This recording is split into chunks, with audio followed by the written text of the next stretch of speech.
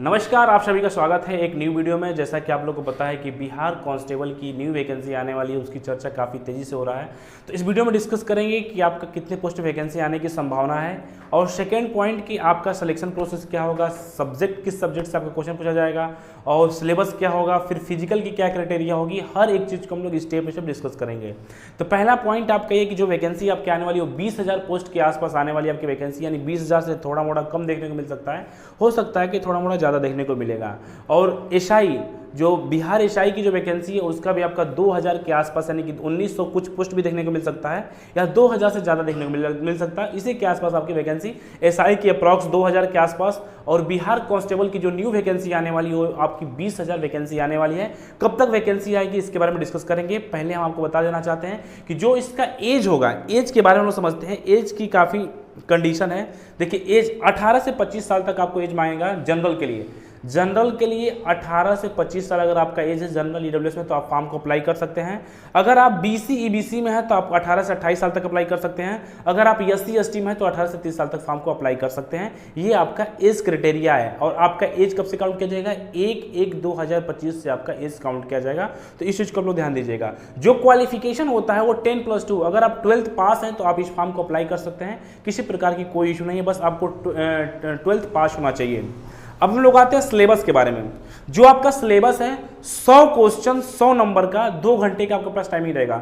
100 question 100 नंबर का 2 घंटा आपके पास टाइम ही रहेगा। No negative marking, negative marking आपके पास नहीं रहता, यानी कि 100 क्वेश्चन 100 नंबर का निगेटिव मार्किंग नहीं रहता है, और 2 घंटे का आपके पास टाइम ही रहता है। जिसमें पहला पॉइंट जीके से 40 क्वेश्चन देखने को मिलेगा।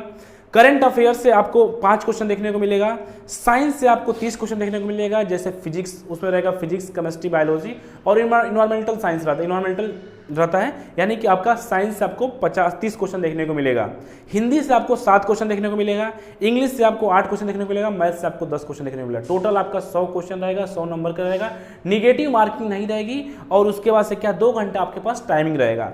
और उसके बाद से देखिए, जो इसका अप्लाई डेट है, कब से आपका फॉर्म अप्लाई स्टार्ट होने वाला है।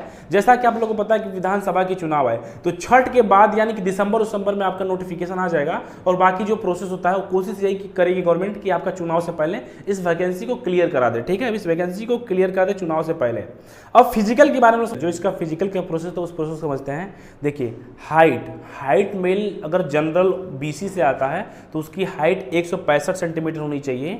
अगर वो फीमेल से आता है, फीमेल कैटेगरी से आता है, तो उसकी हाइट 155 सेंटीमीटर होनी चाहिए। अभी आपके हाइट के मैटर को लेकर काफी बात चल रहा है। हो सकता है कि आपका जो न्यू नोटिफिकेशन है उसमें लड़कियों के हाइट में आपको कुछ कम देखने को मिलेगा, यह भी बात चल रहा है। बाकी ईबीसी एससी एसटी से अगर कोई आता है तो उसकी हाइट 160 सेंटीमीटर होनी चाहिए। अगर चेस्ट, मेल का जो चेस्ट होता है, जनरल बीसी ईबीसी का जो चेस्ट होता है 81 से 86 सेंटीमीटर कंपलसरी है, इतना होना चाहिए। एससी एसटी कितना होना चाहिए? 79 से 84 सेंटीमीटर तक एससी एसटी का चेस्ट होना चाहिए। ठीक है, तो ये हम बता दिए हैं। बाकी जो आपका फीमेल का जो हाइट के बारे में बात चल रहा है वो भी हो सकता है कि न्यू नोटिफिकेशन में आपको कुछ कम देखने को मिल सकता है। अब रनिंग पे हम लोग आते हैं। रनिंग जो है आपका 1.6 किलोमीटर 6 मिनट में किसका होता है? मेल का होता है।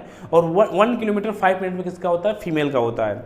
और गोला फेंक 16 पाउंड का रहता है। 16 फीट में फेंकना रहता है मेल के लिए, 12 फीट फेंकना रहता है फीमेल के लिए। ये आपका ये होता है। और हाई जंप भी इसमें ऐड होता है। और उसके बाद सिलेक्शन प्रोसेस, जो आपका सिलेक्शन प्रोसेस है उस सिलेक्शन प्रोसेस समझते हैं। पहले आपका रिटन टेस्ट होगा।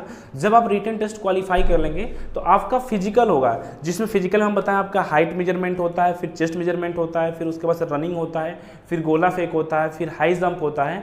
ये चीज़ पे नंबर आपको मिलता है। यही नंबर डिसाइड करता है कि आपका फाइनल कट ऑफ में कितना, मतलब फाइनल कट ऑफ आपका जो फिजिकल डिसाइड करता है कि आपका सिलेक्शन होगा कि नहीं होगा। तो ये सिलेक्शन प्रोसेस, पहले आपका रिटन टेस्ट होगा। रिटन टेस्ट जैसे क्वालिफाई कर लेंगे वैसे आपका फिजिकल टेस्ट होगा। फिजिकल टेस्ट के बाद से क्या आपका डॉक्यूमेंट वेरिफिकेशन होगा। डॉक्यूमेंट वेरिफिकेशन आपका मेडिकल होगा। फिर उसके बाद आपकी ज्वाइनिंग हो जाएगी। 3-4 स्टेप में आपका इस वैकेंसी को क्लियर किया जाता है। और फर्स्ट पॉइंट हम बता देना चाहते हैं कि ये वैकेंसी काफ़ी ज़्यादा मात्रा में आने वाली है और बहुत ही जल्द आपको नोटिफिकेशन देखने को मिलेगा। बाकी किसी स्टूडेंट को किसी प्रकार की कोई डाउट हो, कोई कन्फ्यूजन हो, तो मेरे यूट्यूब टेलीग्राम चैनल है, व्हाट्सअप नंबर है, आप हमसे वहाँ से कॉन्टैक्ट कर सकते हैं। मिलते हैं आप लोग को नेक्स्ट अपडेट में। धन्यवाद। जय हिंद।